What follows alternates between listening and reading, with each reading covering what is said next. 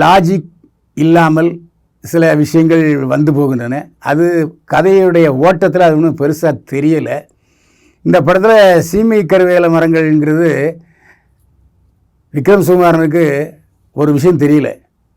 இந்த கருவேல மரங்களில் 2 மரம் இருக்குது. ஒன்று கருவேல மரம், இன்னொன்று வந்து ஆடு திங்கிற கொடுக்காப்புளி மாதிரி காய் வந்தக்கூடிய உடமரம். 2ம் ஒரே மாதிரி தான் இருக்கும். ஆனால் உடமரம் வந்து இலத்தலைகளெல்லாம் வந்து ஆடு மாடு திங்கும். ஆனால் கருவேல மரம் அந்த முள்ளுக்கு குத்திச்சுன்னா புண்ணாயிரும். அந்த அளவுக்கு ஒரு கொடிய விஷயம்.